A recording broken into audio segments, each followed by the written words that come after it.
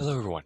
In this video, we're going to conclude our conversation on Othello, Act 5, and I'll offer you some final comments on Shakespeare's perspective on storytelling. In this video, we're going to look at four things. First, we'll talk about Othello's suicide and the way in which he tries to disburden himself of his life story, turning over his life story to the assembled company of men around him.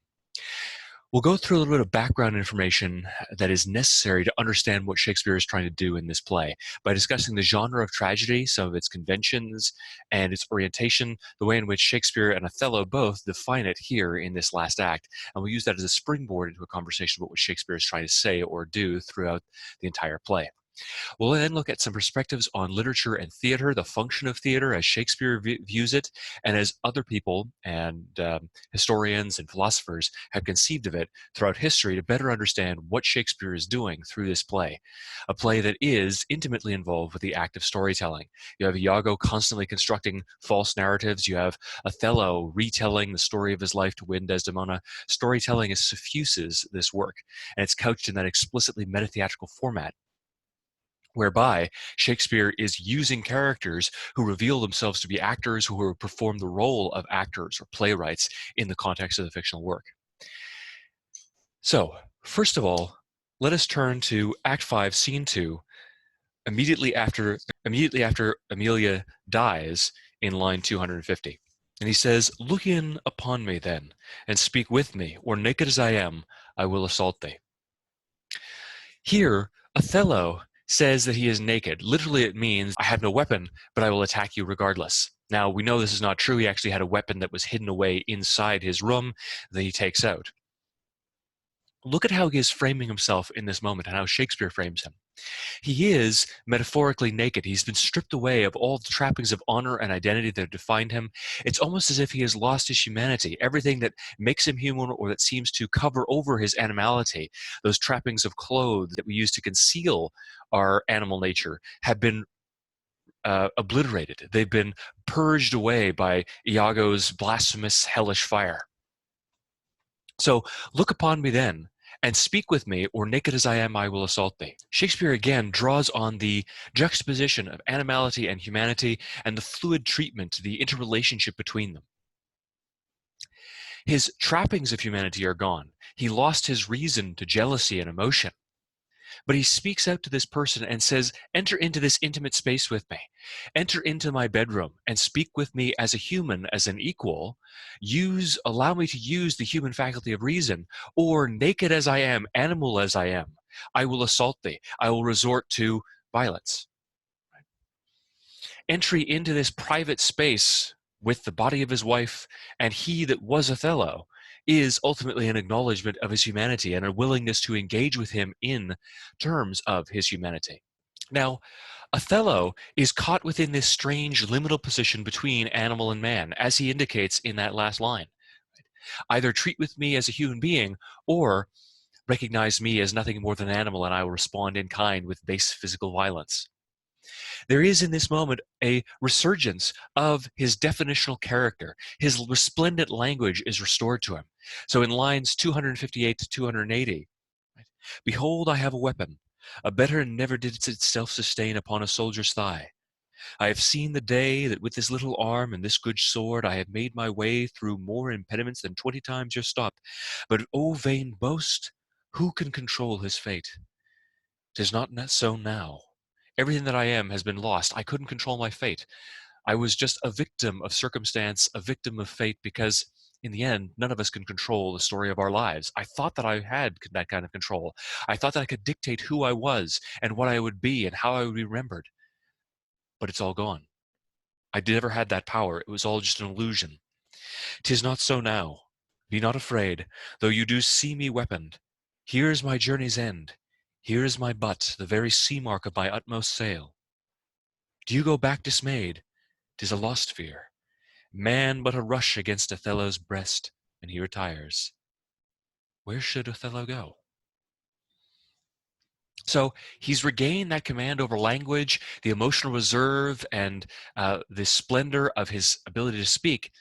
And yet he says he is he who was Othello. He is not what he is, or he's not what he was.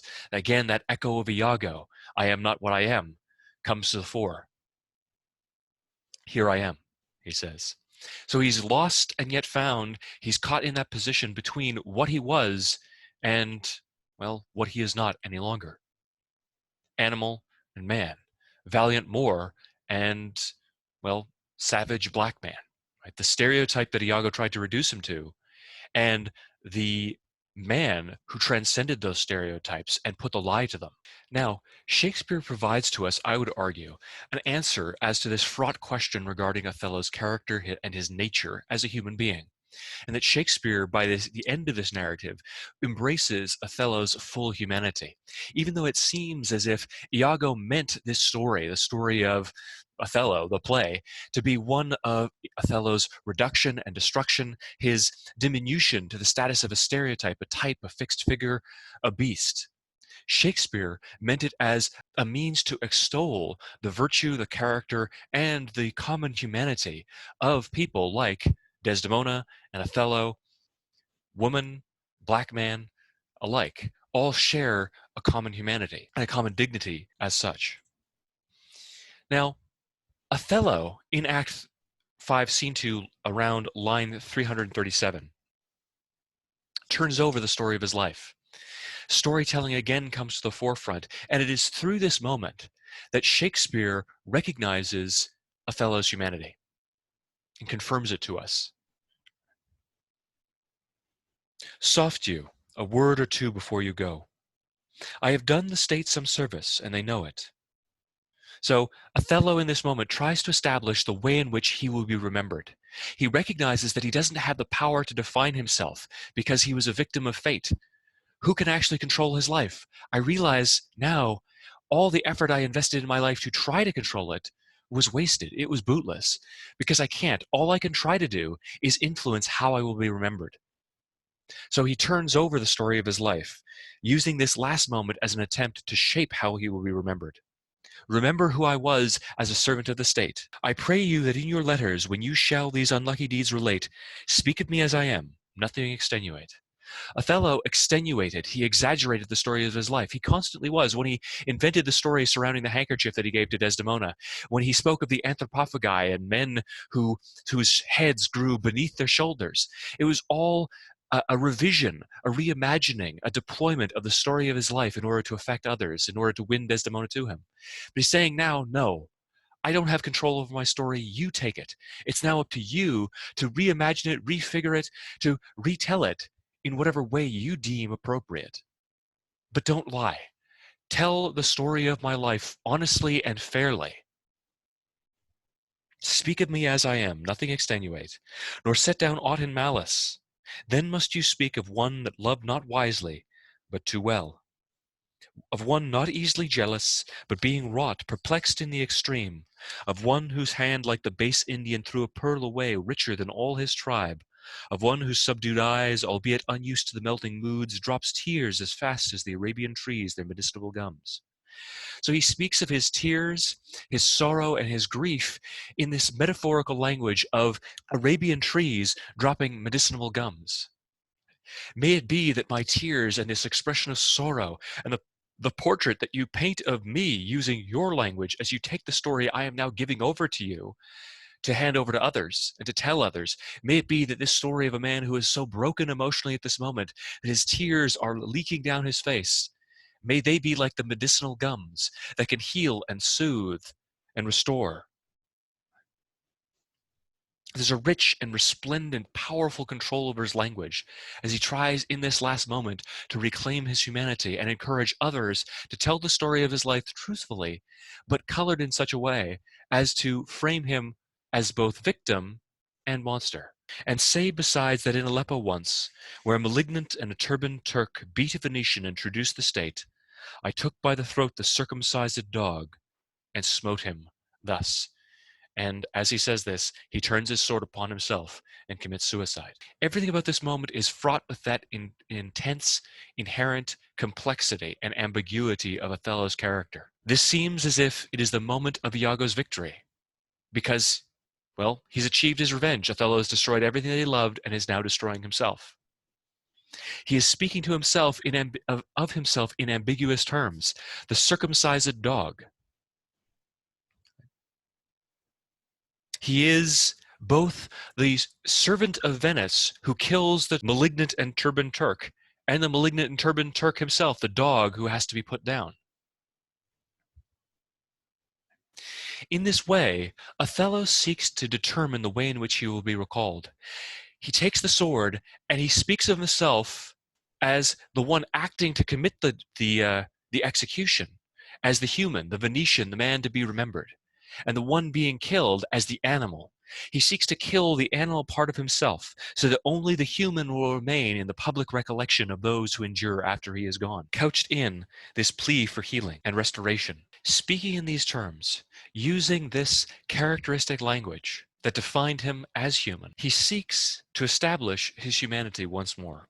Even though Othello recognizes that he can't take up the story of his life, he has to turn it over to other characters. He has to turn it over to other people, as do we all, because none of us have the ability to control our life stories. In the end, we may be able to write portions of it. We may be able to influence how people view our lives. But the very end of that life story can't be written by us because it's something that's turned over to others after we die. Only they can pen the last strokes. All of us have to make peace with the fact that our life stories and our lives have to be turned over to others, a community of individuals that will outlast us and judge us. And that is precisely what Lodovico, Gritano, and Montano all recognize at the end of the play. When Lodovico says in line 365, he gives the governorship over to Cassio, and then, myself will straight abroad, and to the state this heavy act with heavy heart relate. I will take up the story of Othello's life as he asked me to do and relate it again. But we don't know how he's going to tell it. We and the people inside the play, the servants of the state, are going to hear the story of Othello. They're going to be told the story of Othello. But we don't know how they're going to respond, and we don't know how it will be influenced or colored in the retelling. Shakespeare leaves the response to Othello's narrative ambiguous and open to us. Will we respond with condemnation or hatred? Will we respond with mercy or compassion? Our choice is the choice that is made by Desdemona and Emilia. Whether we look on Othello or Iago and decide to revenge ourselves against them, or decide to look upon them with cruelty, or whether we're moved to empathy and compassion and understanding. In the next video, we're going to go over that historical background material, and I'm going to finish off this conversation regarding Othello's representation at the end of the play.